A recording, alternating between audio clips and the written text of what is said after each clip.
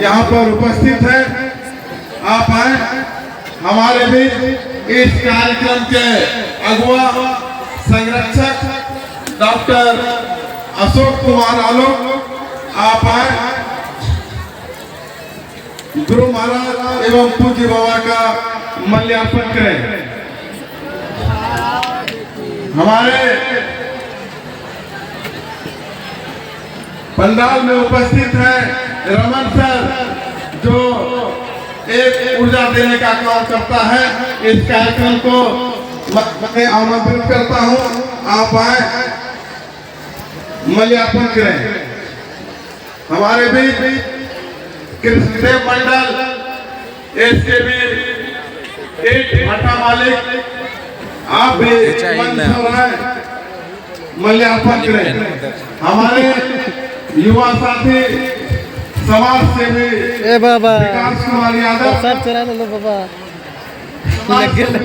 रहते हैं, आप आए माल्यार्पण करें। इस कार्यक्रम के व्यवस्थापक ग्राम पंचायत बसराजपुर के मुखिया प्रतिनिधि माननीय सचिदानंद शर्मा आप आए पूज्य बाबा का माल्यार्पण करें। आप आए माल्यार्पण पूज्य बाबा का करें।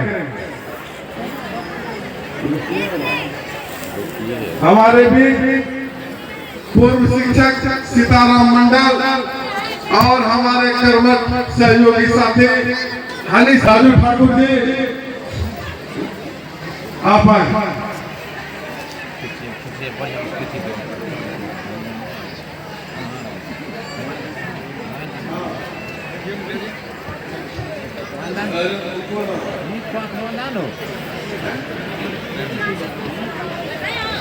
विमल भगत ब्राह्मण बंगाल से आप आए।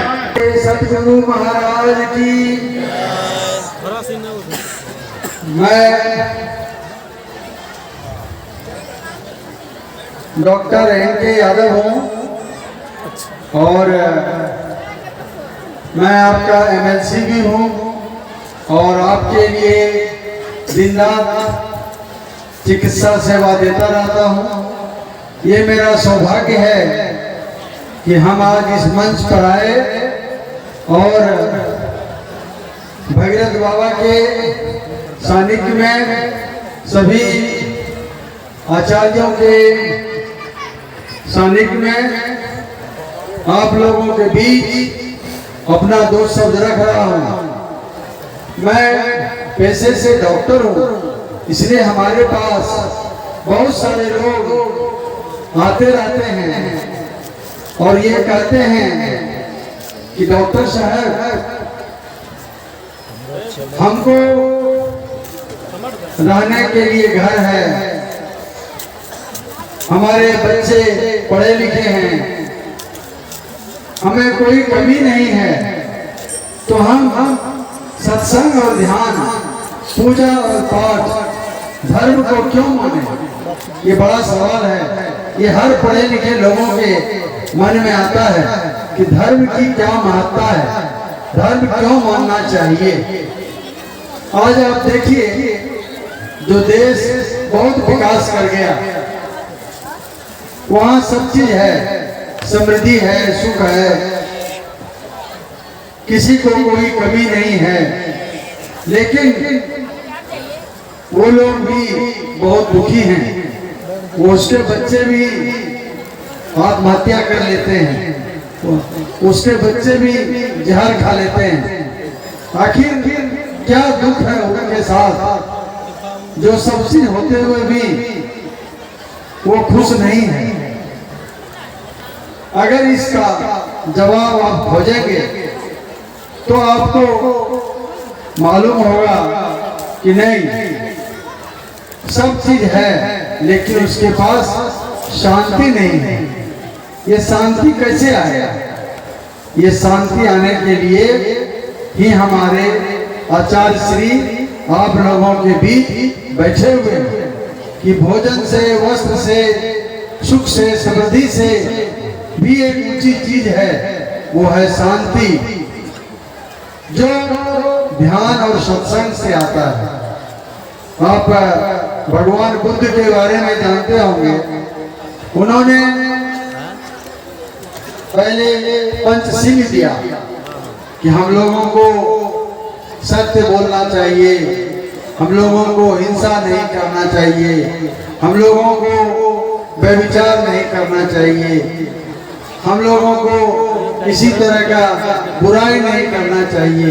तो ये अगर पहले हम धारण कर लें और फिर जो उनका जो अष्टांगिक मार्ग है, संकल्प लेना है, हर दिन संकल्प लेना है। ध्यान और सत्संग क्या है? एक तरह का संकल्प है। हम लोग रोज संकल्प लेते हैं कि आज हमें झूठ नहीं बोलना है। अगर इसका अभ्यास हम महीनों दिन करें, 2 महीना करें, तो इसके बाद हमारा जो शरीर है वो पवित्र हो जाएगा। उसी तरह से हम संकल्प लें कि हम अपने वाणी से किसी को दुख नहीं देंगे, इससे भी हमारा शरीर परिमार्जित हो जाएगा। तो यही सब विधि हमें ध्यान और सत्संग में सिखाता है। और इस विधि का अगर हम अपने जीवन में उतारें तो हम भी परिमार्जित हो जाएंगे। क्योंकि हम जब जन्म लिए हैं तो जन्म जो लिए हैं हमारे साथ क्या है? जानवरी गुण है, एनिमल हुड है। यानी हमारे अंदर क्या है? ईर्ष्या है, द्वेष है, कलह है, घृणा है। हम एक दूसरे से लड़ना और झगड़ना चाहते हैं। लेकिन अगर हम ध्यान और सत्संग करें, अपने हर बुराई को अभ्यास के द्वारा छोड़ने का कोशिश करें, तो हमारा शरीर क्या होगा, हमारा मन क्या होगा? ये परिमार्जित हो जाएगा, ये साफ हो जाएगा और हमारे अंदर देवत्व का वास होगा। देवत्व का मतलब क्या होता है? हम करुणामय हो जाएंगे, हमारे अंदर से भेदभाव खत्म हो जाएगा, हमारे अंदर क्या हो जाएगा? ईर्ष्या और द्वेष खत्म हो जाएगा। जो बोलते हैं देवत्व को प्राप्त होना, यानी हम देवत्व तो नहीं, लेकिन जो दैवी गुण है वो सारे गुण आ जाएंगे। आज देखते होंगे जिस गांव में अधिक सत्संगी है उस गांव में केस मुकदमा, झगड़ा झंझट, पुलिस, वकील ये सब का प्रवेश कम है। लेकिन जो गांव में सत्संग नहीं होता है, जिस गांव में भगवान की पूजा स्तुति नहीं होती है, वो लोग आपस में लड़ते हैं, झगड़ते हैं और वो समाज क्या है? दुखी समाज है। इसलिए समाज को सुख रहने के लिए विद्या चाहिए, धन चाहिए और उसके साथ ये जो है ध्यान और सत्संग का जो ये रूप है जो हमारे आचार्य श्री बताते हैं, इसको पालन करना होगा। अभी एक बहुत बड़ी बात है, हम लोगों का जो समाज है, जो यहाँ माता बहनें भाई सभी आए हुए हैं, सब एक गरीब समाज से हैं। और हमारे गुरु महाराज कहते हैं कि धर्म को मानने के लिए, अपने को सत्य साबित करने के लिए कहीं जाने की जरूरत नहीं है। न कहीं जाना है कुंभ में, न देवघर जाना है, न काशी जाना है, न काबा जाना है। अपने अंदर के जो देवत्व है उसको जगाना है। हर इंसान के अंदर जो देवत्व है, जो भगवत्ता है, वो बीज रूप में है, उसको फलित करना है, पुष्पित करना है, फलित करना है। जैसे जैसे हमारे अंदर का देवत्व ध्यान और सत्संग से फलित और पुष्पित होगा, हमारे अंदर दया और करुणा का भाव पैदा होगा और फिर हम मनुष्य नहीं रह जाएंगे, हमारे अंदर सारे जानवरी गुण खत्म हो जाएगा और हमारा परिवर्तन मैन टू गॉड हो जाएगा। जो बोलते हैं ना कि हम भगवत्ता को उपलब्ध किए। इसलिए संसार में सारे बातों का ध्यान रखना है। अपने बाल बच्चे को पढ़ाई लिखाई करिए ताकि संसारिक सुख मिल सके और हमारे घर में शांति हो, हमारे अंदर शांति हो। इसके लिए ध्यान और सत्संग जरूरी है। और एक बात मैं और कहना चाहता हूँ, 2 दिन के अंदर जो आचार्य श्री ने आपको बताया, सिर्फ इसको सुनिए नहीं, इसको 1 साल तक अपने अभ्यास में लाइए, और जब अभ्यास में लाइएगा तो आपका जीवन का वो दैनिक दिनचर्या हो जाएगी। फिर 1 साल के बाद फिर बाबा का दर्शन होगा, उसमें जो कमी बेसी होगा उसे फिर सुनेंगे, फिर इस तरह से हम अपने को परिमार्जित करेंगे। इस अवसर पर हमारे बीच यहाँ के पूर्व सांसद बोलो जी आए हुए हैं, आलोक जी हैं, विकास जी हैं, सबका मैं स्वागत और सबको सभी बाबाओं को प्रणाम करते हुए अपनी वाणी को विराम देता हूँ। बोलिए सतगुरु महाराज की धन्यवाद। कार्यक्रम किया जाता है। आज इस अवसर पर उपस्थित हम लोगों के पूज्य गुरुदेव भागीरथ जी महाराज, जो बिल्कुल सरल और एकदम जिसकी बात हम लोग सुनते हैं, समझते हैं और अपने जीवन में उतारने का प्रयास करते हैं, बहुत ही सरल स्वभाव के, बहुत ही मिलनसार हम लोगों के बीच में हम लोगों के पूज्य भागीरथ जी महाराज, जिसे कि अगर बड़ा मंच मिल जाए तो जिस तरह से हम लोग टीवी और अन्य चैनलों पर जो बड़े बड़े संत महात्माओं को सुनने का काम करते हैं, तो निश्चय ही उनसे बढ़िया तो जरूर बोलने का काम करते हैं, और जो बोलते हैं हम लोग उसको सुनते हैं और अपने जीवन में उतारने का भी प्रयास करते हैं।